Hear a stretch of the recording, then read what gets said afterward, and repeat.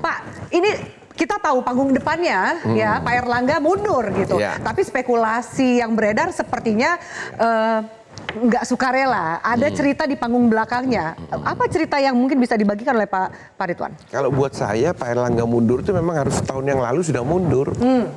Karena dia tidak menjalankan paradigma baru Partai Golongan Karya. Akhirnya dia terbulat sendiri sekarang. Karena paradigma Partai Golkar itu sejak kita berubah menjadi partai di era reformasi, kita menjadi partai yang terbuka. Kita partai mandiri, kita partai yang modern. Nah, partai yang mendengarkan aspirasi rakyat. Pak Airlangga tidak jalankan itu. Tapi 102 kursi yang mendengarkan aspirasi rakyat dong Pak Ridwan? Tidak bisa dong. 102 kursi itu bukan kerjaan Pak Airlangga. Nggak bisa diklaim bahwa itu prestasi Golkar di bawah kepemimpinan Pak Airlangga. Coba cek hasil survei ya sebelum pemilihan itu. Berapa? 8-9%, tidak lebih dari 10%. Itu kerja akibat dari kita mendukung Prabowo Gibran. Jadi efek apa? Ekor jas itu loh. Ya, kotel efeknya. Iya. Dan masalahnya pada saat itu kan juga ada ya yang harus turun suaranya kan. Kita dapat limpahan kan. Yang itu dapat limpahan apa ngambil suara yang turun? Ya enggak tahulah kita Nasdem dapat limpahan 10, PKB dapat 10, Demokrat turun, PAN dapat sedikit-sedikit, PKS dapat sedikit. Golkar yang terbanyak. Ya karena memang jaringannya Golkar kan merata di seluruh Indonesia. Jadi bukan kerja Golkar, kerja kader-kader apa namanya caleg-caleg dan kita dapat efek tadi ekor jas itu. Tapi mundurnya Pak Airlangga kenapa sekarang? Kalau misalnya ternyata Bapak bilang makanya 1 tahun lalu harusnya mundur. Terlambat dia mundur. Seharusnya setahun yang lalu dia mundur. Sehingga membuat orang bertanya-tanya. Buat saya tidak heran. Karena siapa yang tidak menjalankan paradigma baru Partai Golkar 5 itu, dia akan terbulat. Kalau dia mandiri, partai mandiri, ya harus mandiri sejak awal. Saya itu bulan Juli 2023 datang ke ruangannya Pak Airlangga di kantor Menko, diterima jam 5 sore. Saya bilang ini paradigma baru Golkar, Anda harus maju. Di Dewan Pakar kita sudah rapat, bikin surat resmi. Harus maju poros keempat, Airlangga, poros keempatnya. Kalau kita kalah karena hasil elektabilitas Airlangga kecil, tidak ada masalah. Masuk putaran kedua, barulah kita mendukung Prabowo Gibran. Tapi nggak berani. Jadi ini ada kaitan dengan Pilpres dan mungkin Pileg yang kemarin berjalan. Ini ada, saya bilang kan, ini satu kesatuan, tidak bisa dipotong-potong. Gitu loh. Dan ini kalau dibilang tadi di TV, dibilang bahwa ada sesuatu, tidak ada. Ini kesalahan Pak Airlangga sendiri. Kita pernah mengalami itu tahun 2000 berapa? 2004. Pada saat itu bisa menang. Karena apa? Akbar Tanjung udah dipolitisasi kan? Hukum kan? Tapi dia komit, dia menjalankan paradigma baru. Dia mandiri. Dia tidak tergantung dengan siapa kekuasaan pada waktu itu. Dilawan namanya proses hukum. Kita menang akhirnya. Dan menang pemilu di 2004. Airlangga nggak berani. Jadi ini kalau kemudian ada spekulasi bahwa digusur atau dikondisikan termasuk menggunakan orang-orang dalam yang juga mengincar kursi ketum? Enggak lah, nggak ada yang mau ngincar kursi ketum. Ada periodisasinya. Banyak Pak yang mau ngincar kursi ketum. Iya, tapi tunggu periodisasinya. Tunggu periodisasinya kan. Iya. Oke, baik. Saya akan tanyakan tanggapan dari Mas Henry Satrio. Tanggapan Anda bagaimana ini kalau dengar dari Pak Ridwan tadi mengatakan, oh ini sukarelanya dari Airlangga ya, bahwa harusnya dari tahun lalu mundurnya. Tapi spekulasi yang berkembang, liputan media, sepertinya nggak sukarela gitu Bang Hensat. Ya karena sebelum-sebelumnya kan saya bacain satu-satunya ya. Sebelum Pak Airlangga mundur, tiba-tiba kita mendapatkan potongan video dari Pak Luhut bin Sarpanjaitan yang mendukung Airlangga dan berpesan supaya tetap solid gitu ya. Kan kita mulai bertanya-tanya itu kenapa kemudian tiba-tiba LBP ngirim bikin video itu ya kan? Ini apa video-video ini? Pesannya munasnya tetap Desember loh. Iya, itu kan tidak ada hujan. Nah terus kemudian sebetulnya yang membuat kehebohan ini adalah unsur urgent yang ditampilkan oleh Erlangga Hartarto, disampaikan hari Minggu dan dikatakan bahwa berlaku dari malam Minggu gitu ya, Sabtu malam Minggu gitu ya. Kenapa saya katakan ini urgentnya yang ditampilkan? Kan dia sebetulnya bisa saja menunggu di hari Senin, gitu ya, di hari kerja. Tapi kemudian dia memaksakan untuk menyampaikan itu segera. Dan kemudian banyak sekali kata-kata yang memang memicu kontroversi dan akhirnya masuk di panggung demokrasi Metro TV. Ini programnya Metro TV semua tuh ya.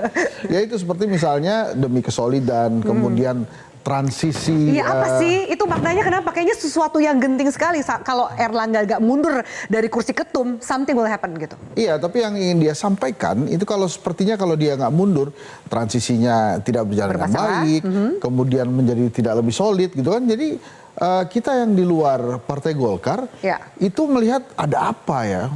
Tapi yang ingin ditampilkan duluan itu yang urgennya itu. Kalau saya sih melihat kemudian banyak yang ingin kursi Partai Golkar, siapa yang nggak ingin gitu. Partai terbesar kedua di Indonesia dan kemudian berkali-kali menjadi pemenang pemilu gitu ya. Wajar kalau kemudian banyak yang ingin menginginkan kursi ini, apalagi Pak Erlangga sudah 7 tahun gitu ya. Tapi semuanya ini kan menjadi heboh karena ada urgenitas yang ditampilkan oleh Erlangga. Terbaca nggak urgennya itu apa? Kalau dari kacamata Anda sebagai pengamat politik, urgenitasnya apa sih? Ya, kita boleh menduga-duga, tapi kan itu semua dugaan kan belum tentu benar juga. Sehingga kita meraba-raba ya. Jadi kalau kemudian dilihat ada apa ini, ya pastinya ada kaitannya dengan beberapa hal perpolitikan di Indonesia. Yang paling dekat adalah pilkada misalnya. Karena di pilkada beberapa kali tarik ulur Pak Erlangga misalnya di Sumatera Utara, kemudian di Jawa Barat, di Jakarta gitu ya. Walaupun dia sebetulnya memberikan semua keinginan penguasa. Yang dia inginkan, penguasa ingin, dia okekan. Gitu. Tapi nggak cukup.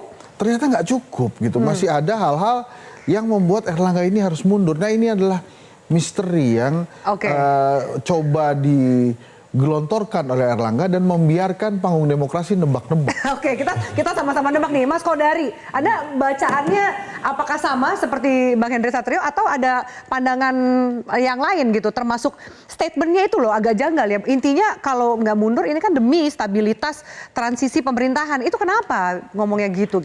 Ya kurang luas aja ngelihatnya. Kalau kita ngelihat Golkar secara luas, kita kan tahu bahwa setiap kali terjadi pergantian kekuasaan di tingkat pusat, maka hampir-hampir otomatis di Golkar pun juga akan ikut gitu. 2004 ya, begitu terpilih SBY ya dan JK, langsung ganti dari ketua umumnya Pak Akbar Tanjung. 2009 Pak JK maju kalah, hilang juga posisi wakil ketua umumnya dan seterusnya. Nah sekarang kita masuk kepada era kepemimpinan baru. Otomatis di internal Golkar itu melakukan adaptasi gitu loh. Terus terang menurut saya Airlangga Hartarto ini tidak cukup percaya diri untuk bertarung di Munas yang akan datang gitu. Karena ukurannya apa tuh Bang nggak percaya dirinya Pak Erlangga? Nggak percaya diri karena dia selama ini memang nggak pernah bertarung. Erlangga ini nggak pernah bertarung. Kalaupun dia pernah bertarung di Munaslup ya di Bali ya tahun 2016 dari 8 kandidat dia cuma nomor 5. Ini cuma 14 kursi. 8 kandidat nomor 7 dapat 14 suara kan. Itu dia. Nomor 7. Ya pokoknya kecil lah, sedikit lah. Pokoknya nggak fight lah gitu.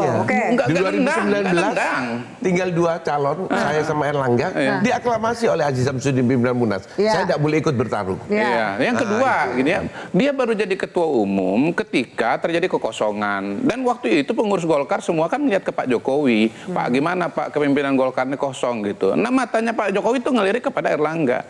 Nah kenapa kepada Erlangga? Karena Erlangga waktu itu tokoh yang paling lemah.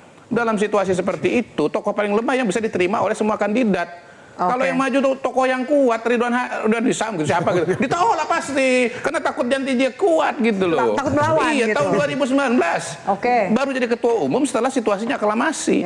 Dan dari kemarin-kemarin menurut saya kerjaannya Pak Erlangga itu cuman berusaha membangun aklamasi di daerah. Di situasi hari ini kalau tadi Bang Kodari bilang lirikan matanya Pak Jokowi, ada nggak kita bisa baca lirikan matanya Pak Jokowi kemana? Ini kan anggaplah PLT gitu kan. Bentar lagi mau Munaslup. Menurut saya yang harus dilihat itu lirikan matanya Pak Prabowo juga gitu karena kepemimpinan yang ke depan itu menurut saya Erlangga merasa bahwa kepemimpinan yang ke depan itu matahari yang sekarang ini itu nggak angin buritannya nggak di dia gitu loh ke yang lain jadi dia merasa bahwa kalau nanti saya tarung saya habis gitu. Nah mungkin Pak Erlangga ada pengorbanannya juga. Dia melihat kalau nanti misalnya dia maju di Munas lalu kemudian dia kalah gitu ya menteri-menteri misalnya yang sekarang keluar dari kantongnya dia itu nanti kan Jadi Gimana lain gitu bikin ya? repot, Jadi aneh ya, gitu. bikin repot ketua umum yang baru gitu loh, Oke. bikin repot presiden. Ya sudah mundur aja sekarang supaya apa? Nanti terpilih ketua umum yang baru, Ya. urusan pilkadanya sudah sinkronisasi, kabinetnya juga sinkronisasi. Itulah stabilitas transisi pembangunan. Baik, satu narasumber saya Mas Ferry mau bicara, mau mengungkapkan apa pendapatnya, tapi kita harus jeda dulu Mas Ferry. Termasuk benar nggak sih kalau ternyata di balik mundur ini katanya yang sukarela lah, lirikan mata Pak Jokowi dan Prabowo, ternyata di balik itu ada peringatan, surat peringatan, panggilan kejaksaan katanya. Kita klarifikasi, usai jeda, tetaplah bersama kami. Jelajahi cara baru mendapatkan informasi. Download Metro TV Extend sekarang.